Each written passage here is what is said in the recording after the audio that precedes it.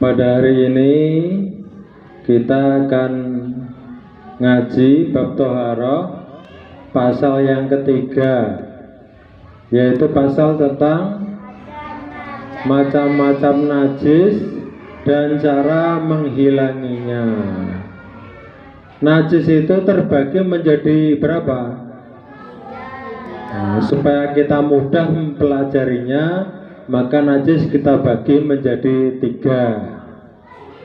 Yang pertama najis mughaladoh. Artinya apa? Najis berat.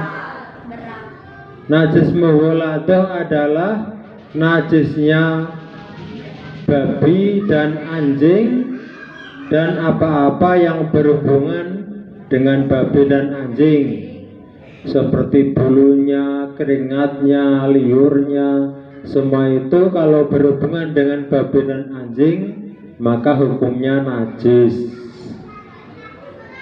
Sucinya najis mughaladoh yaitu dicuci 7 kali, salah satunya dengan tanah atau debu.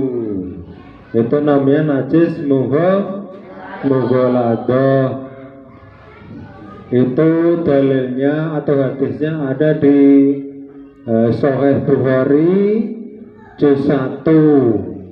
Kemudian ada juga di Sahih Muslim, juga ada pada juz 1.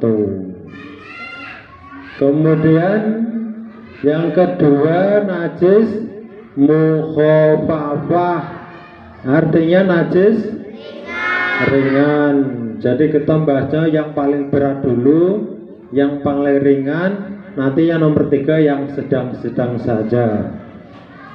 Jadi yang nomor 2 najis mukhafafah atau najis ringan. Najis mukhafafah adalah kencingnya bayi laki-laki yang belum berumur 2 tahun dan belum makan apa-apa selain air susu ibu. Sucinya najis mukhafafah yaitu diciprati air sampai basah.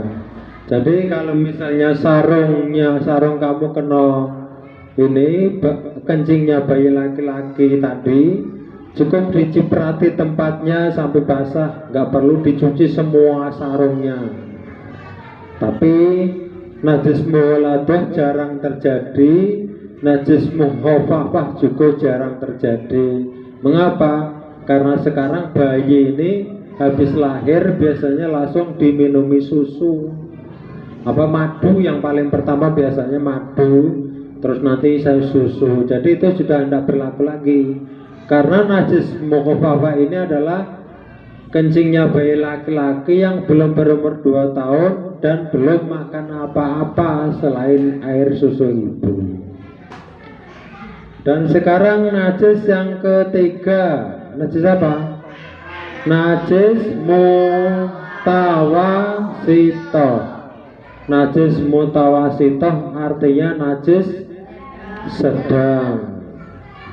Najis mutawasitoh adalah kotoran manusia maupun binatang, 2 darah, 3 nanah, 4 muntahan, 5 sesuatu yang cair yang memabukkan, 6 madi, 7 wadi, 8 bangkai kecuali bangkainya manusia, ikan dan belalang. 9 susunya binatang yang tidak boleh dimakan dagingnya. Yang ke-10 anggota yang terputus dari badannya yang masih hidup kecuali anggota badannya manusia, ikan dan belalang. Nah, ke-10 ini kalau masih terlihat bentuknya maka dinamakan najis mutawasitoh ainiyah. najis mutawasitoh ainiyah. Sucinya najis mutawasitoh ainiyah yaitu dicuci dengan air mutlak sampai bersih. Masih ingat kan apa artinya air mutlak? Masih. Kalau lupa ya dilihat kembali, dibuka pasal 1 tentang macam-macam air. Tapi kalau najisnya sudah tidak kelihatan, tinggal bekasnya saja, maka dinamakan najis mutawasitoh hukmiyah. Sucinya najis mutawasitoh hukmiyah yaitu cukup diciprati air sampai basah. Misalnya ada apa ya, najis misalnya di lantai, nah kena tai cecak misalnya di lantai keramik misalnya. Lah tai cecaknya dilap pakai tisu misalnya, itu najisnya sudah hilang, sudah bersih, tapi hukumnya masih najis karena belum disucikan. Lah itu namanya najis hukmiyah. Cara mensucikannya cukup bekasnya tadi yang sudah nggak ada najisnya, nggak ada rupanya, nggak berbau lagi, tinggal diciprati air sampai basah. Nah itu najis mutawasitoh, najis pertengahan. Jumlahnya itu ada 10. Itu diingat-ingat. Jadi kalau kalian ketemu 10 macam ini berarti najis, namanya najis mutawasitoh. Kalau rupanya masih ada, bentuknya masih ada, itu caranya ya harus dicuci. Kalau kira-kira di kain misalnya yang bisa dicuci. Tapi kalau di lantai rumah misalnya, itu kan lantai nggak bisa dicuci. Yang bisa najisnya dibuang dulu, dibikin jadi najis hukmiyah. Rupa atau bentuknya najis dibuang, kemudian bekasnya yang sudah menjadi najis hukmiyah diciprati air supaya bisa suci.